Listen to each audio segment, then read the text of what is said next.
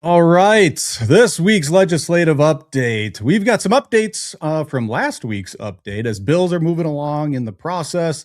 But let's, as always, try to start with big picture. What the heck is Liberty Action up to all across the country? So far, we have 1,062 pro liberty bills that have been introduced by our Hazlitt Coalition members, our Liberty legislators all around the country. And an update on candidates, we have 481 candidates right now in that funnel where we are trying to find the next Ron Paul, who's the next Thomas Massie, who are going to be the people that fly above the partisan fray out there and stay true to their constitutional oath of office. And beyond those 481 that are actually still in our funnel, still being vetted for potential consideration into our Hazlitt Coalition, we have 229 candidates that we have already recommended to the Make Liberty Win PAC. And I'm going to give you some updates here. So big, exciting stuff, kind of big picture. We've surpassed that 1,000 bills. We're approaching 500 candidates in our funnel. Of course, we work that funnel, so it's going to kind of go up and down.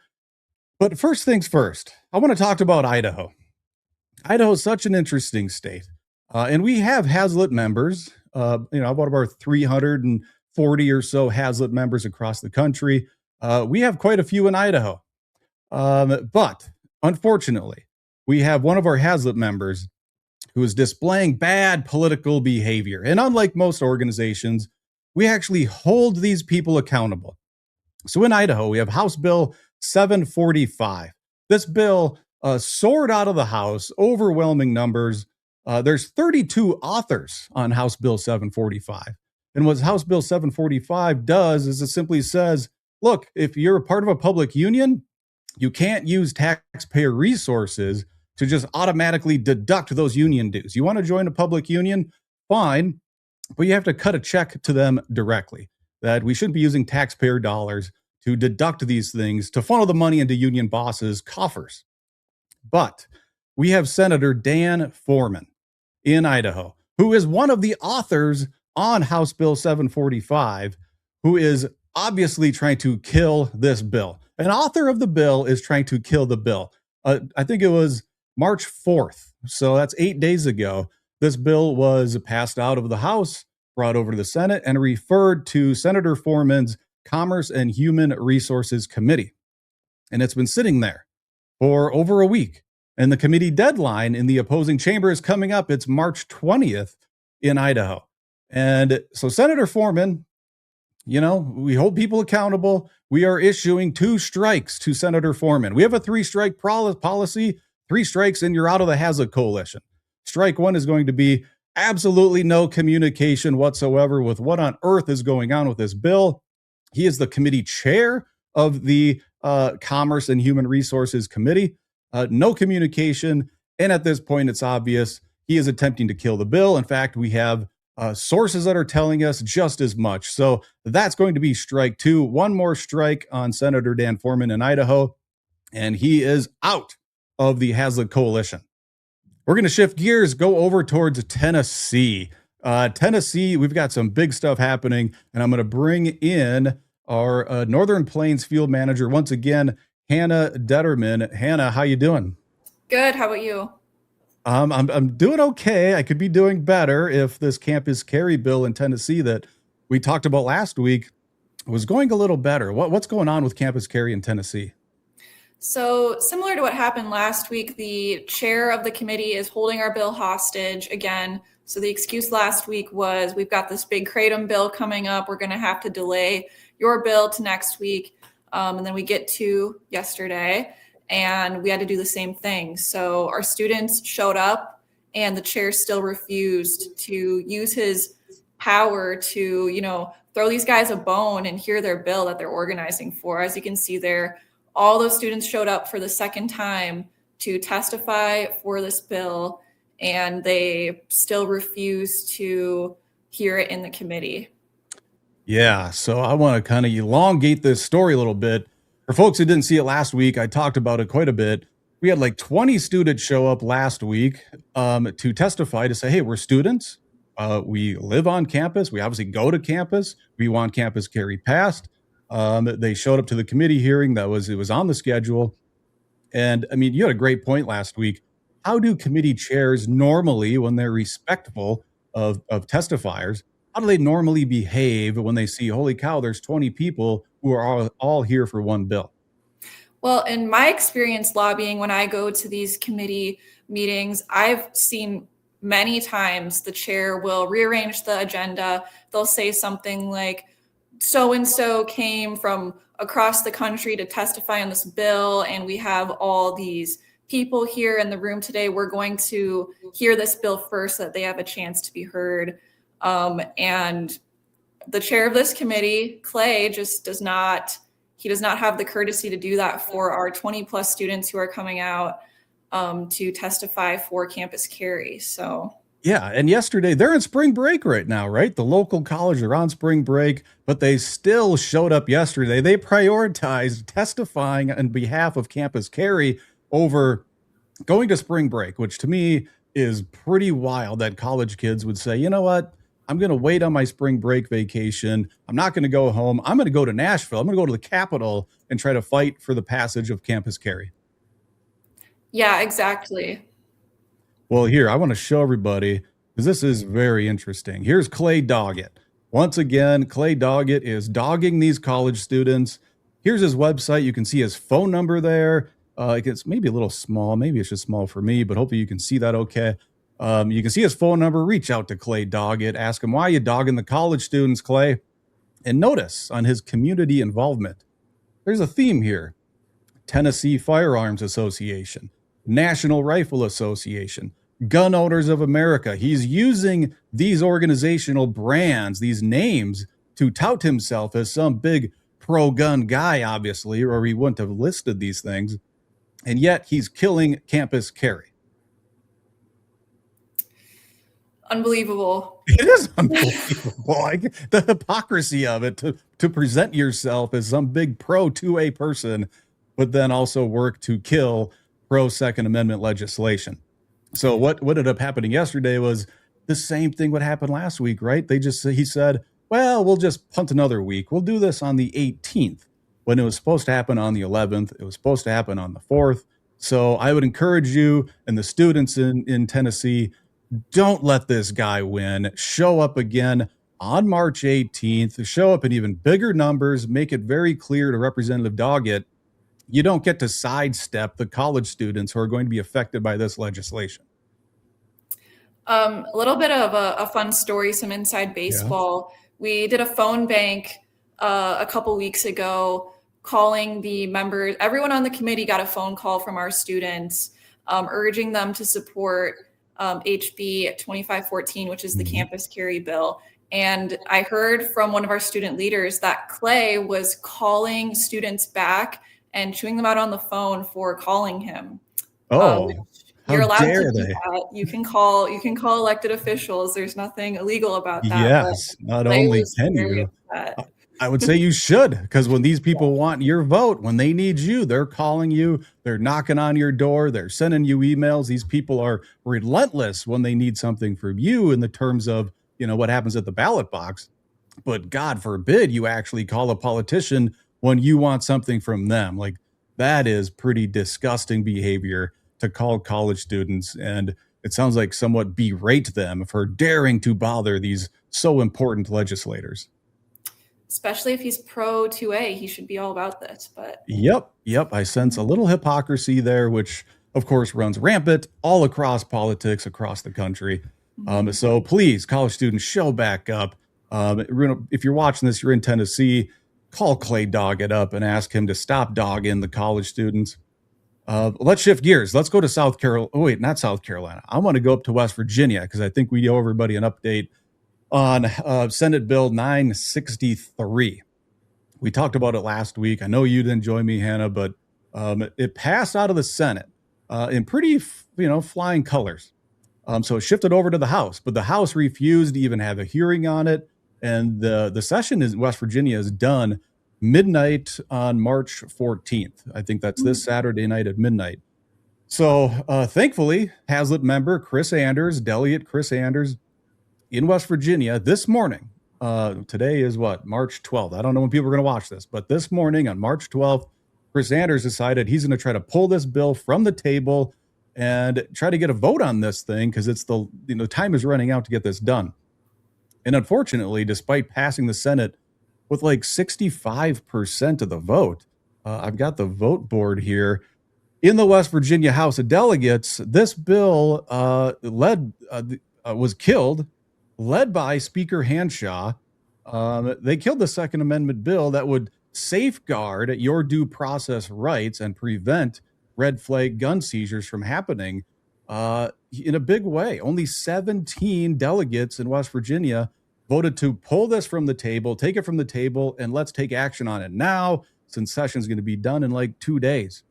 So, shame on Speaker Hanshaw for doing this. I'm sure, I have no doubt he campaigns all around his district saying he's also a big Second Amendment guy, but clearly that is not the case if you're going to kill this bill and not safeguard people's due process rights. I would just say I would really hate to have a crazy ex-girlfriend in the state of West Virginia. Yeah, right. Yeah. Because that's all it takes, right? You got a neighbor who doesn't like that you don't take care of your lawn, or you got a crazy ex that goes and files a complaint against you. Before you know it, people are coming through your door taking your firearms because they had a hearing without your consent, without your awareness. There's been no crime. There's been no charges. Suddenly they just come in and say, well, there's been an extreme risk protection order, so we're going to take away your firearms. No good. No good at all. All right. Well, let's shift over to your home state, South Dakota. Do you call it your home state now? I know you got roots in Minnesota, but is it like you're fully embracing South Dakota? Yeah, while Tim Walz is governor, I try not to identify with them anymore. You no longer identify as a Minnesotan. I get it. Yeah. So South Dakota, tell us what happened today, because there's some action in the House. Yes, so today was budget day, which is a very exciting day. Not really, because it always passes. But we passed an $80 million budget increase. Some people argue it's even higher, but from what we've seen, it's about an $80 million increase from last year's budget.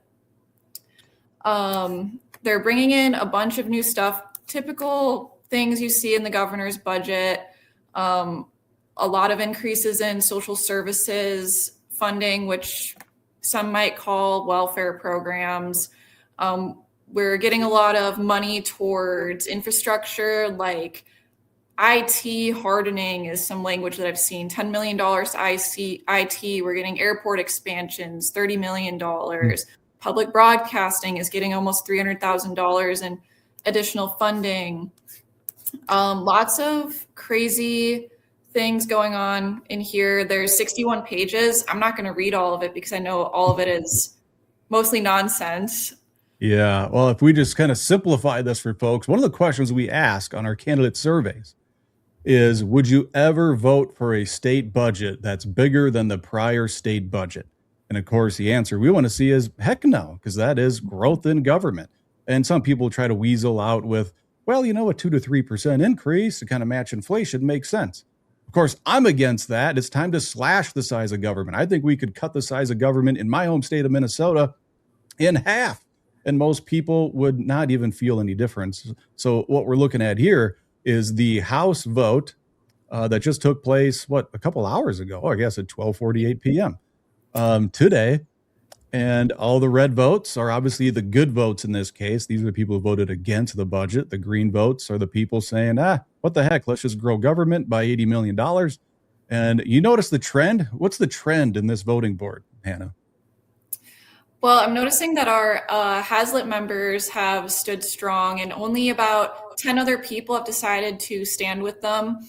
I've also noticed that the Speaker of the House has flipped his vote. I believe last year he actually voted against the budget, and now this year he's all for it. So that's interesting to me. Yeah, interesting. I mean, so some of the names of our Hazlet members, you've got Allward, you've got Mullally, you got Jordan, you got Jensen. Am I missing? Oh, how do you say it? Sujarta? Florida. Okay. All right. Good. So kudos to the Hazlet members in South Dakota for standing firm against all forms of government growth. That's fantastic to see. And like I've already just shown everybody, we're going to hold these Hazlet members accountable. You don't get to tell us one thing on a survey and then get elected and do the utter opposite, like we're seeing Senator Dan Foreman do up in Idaho.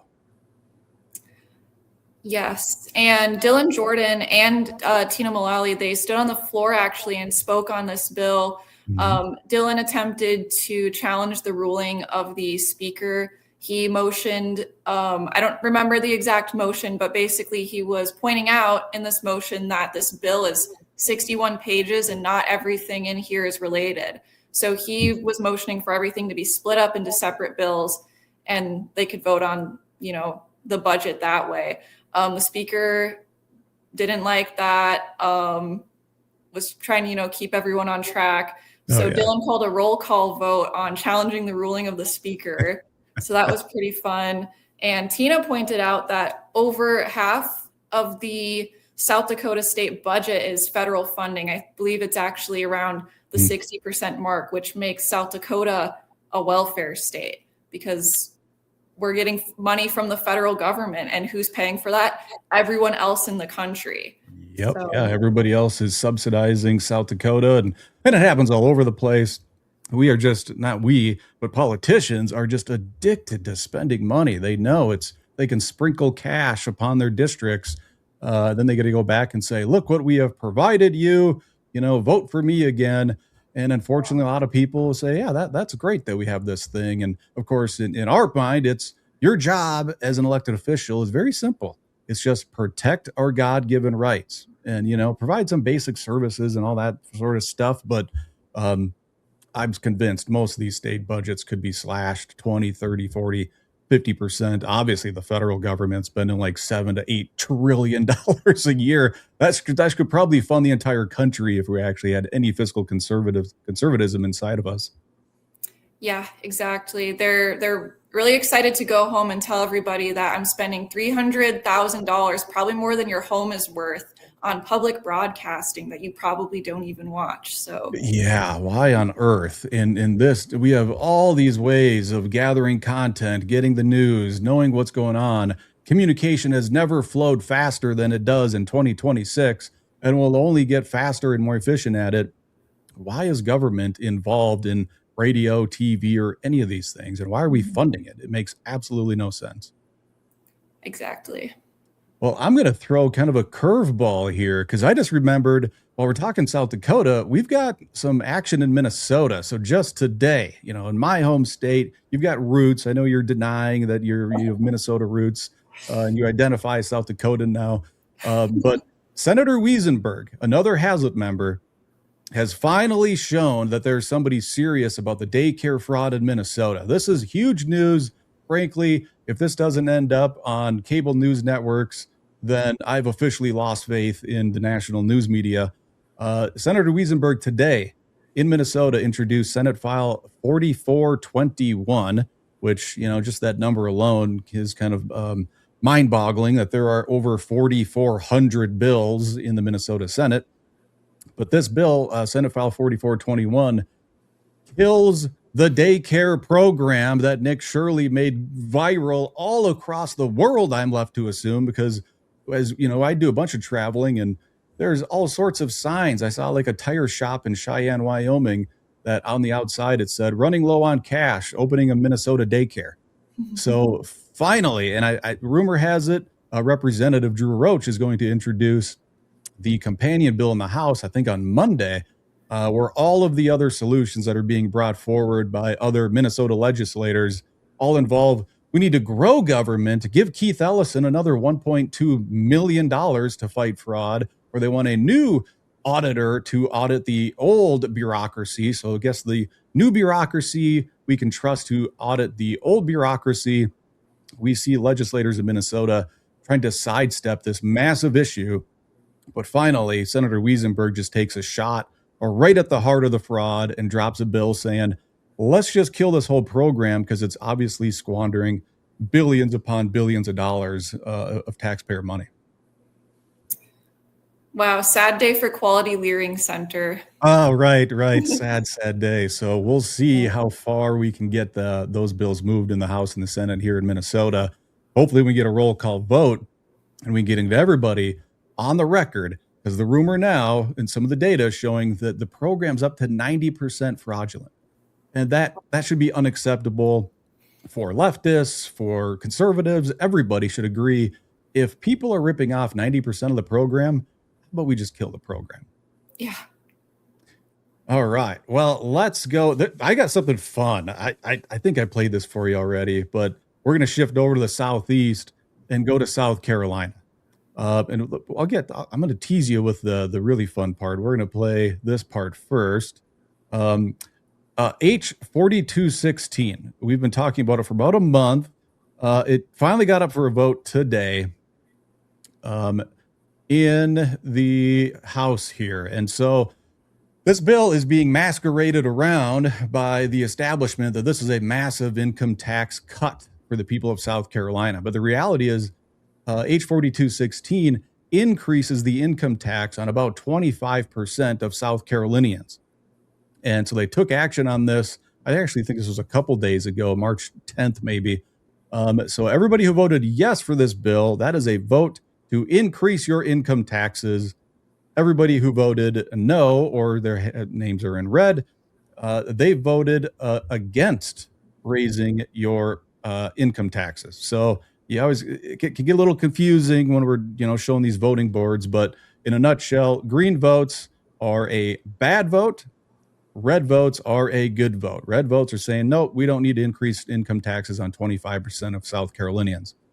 So I think we've got a Facebook ad running in South Carolina right now, making sure everybody knows how everybody voted on this legislation just like 2 days ago. But just earlier today in South Carolina, a Democrat state rep who goes by the name Representative Cobb Hunter. Representative Cobb Hunter had some very choice words for an organization called Moms for Liberty. And Moms for Liberty, I think, I probably heard about it 4 or 5 years ago. But they're growing in size. And we have some things in common, when it comes to being an advocate for liberty. So listen to Representative Cobb Hunter here and what she really thinks about any moms out there that are fighting for liberty. Moms for Liberty, please. They are a terrorist group. Let it play again. Moms for Liberty, please. They are a terrorist group. Representative Cobb Hunter in South Carolina on the House floor saying that if you are with Moms for Liberty, you're a mom and you stand for liberty, you are a terrorist group. What's your response to that, Hannah? That's crazy. That's totally, nothing screams terrorist more to me than moms who care for their children. So. Right. Isn't that nuts? Like, that's what drives me every day. It's why I love what I do here. Fighting for liberty for the next generation. I've got an 18-year-old and a 16-year-old. My wife is certainly a mom for liberty. And now she really has nothing to do with the official organization, but in a way she's saying that my wife is like a terrorist. And it's absolutely insane, the rhetoric that these radical leftists just toss out there and seem to think that this is going to resonate with people. So I hope Representative Cobb Hunter just gets mocked, like, globally. That's an insane thing to say. Wow. Yeah. She even went, please. She said, please, Moms for Liberty, please. These people, terrorists. Yeah, as if it's just common knowledge. We all know this. Oh, please, come on. We know these people are terrorists. Totally nuts. We got one more thing to talk about, and it goes back to the gun bills. There's a lot of gun bills getting moved across the country or getting killed across the country. And in Louisiana, we have another Hazlet member, Representative Danny McCormick, who was like pivotal in passing constitutional carry in Louisiana just a handful of years ago. He authored House Bill 94. And that is a bill that would ban red flag gun seizures, just like we've talked about in West Virginia, where the House, voted to kill this thing. They didn't want to vote on the bill. So that is going to get referred to Representative Debbie Vilio's committee. And we expect there to be a committee hearing probably at the end of March, maybe early April. Sounds like Representative Vilio is a somewhat hostile chair, so we expect to get very little lead time as to when this bill will get heard.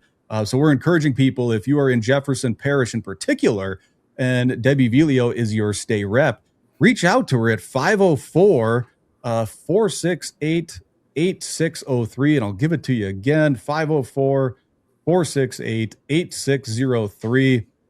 Just tell Representative Vilio, hey, protect our due process rights, protect our Second Amendment rights. Make sure you give this bill a hearing and you pass it out of your committee. Yeah, we don't want this person holding our bill hostage like what they're doing in Tennessee and other states. We want to make sure our voice is heard and our bill gets a chance. Yeah, and what I think people hopefully are seeing, there's a trend here in the way the political establishment just kills bills, or one of the ways that they'll kill a bill. Oftentimes they're in these leadership roles. They are chairs of committees because, they have kissed up to their party bosses. So what they do is they just run out the clock, right? They just kill the clock. They throw the bill in their desk drawer and they call it like a chairman's drawer. It's just sitting in the drawer. You're just going to let it sit there and rot and take no action on it. And wait for the deadlines to pass, just like we've got this March 20th deadline coming up in Idaho for Senate Bill or House Bill 745, where our Hazlet member, Dan Foreman, seems to be just slowly killing a bill that he's a co-author on. So you got any parting comments, Hannah? I guess I would say I really wish they would hold bad bills hostage instead of the good ones, because Right. It'd be really great if we could have less bad legislation coming through and more good legislation coming through. So Yeah, but it just goes to show who are the true fighters out there and who are the phonies, who are the frauds. Yep. This rhino problem runs rampant all across the country, even in these deep red states like West Virginia and Wyoming, and certainly in Idaho, where people campaign as the most fiscally conservative person or the biggest gun rights person who's ever lived. But then when they get in office and they got what they wanted, they got their new election certificate, their backbone just seems to evaporate into thin air. It's a big problem. Yeah. In states where it's not constitutionally required for every bill to be heard, they really like to abuse that. So Yeah, absolutely. And that's certainly an issue we have in my home state of Minnesota. Well, as I always try to leave these videos with just it's advice. I don't know if it comes across as advice, but this is advice. If you are sick and tired of being politically ignored, of being politically disrespected, if you want to be politically respected and politically heard, remember, if you want to be politically respected, you must be politically feared. Thanks, guys.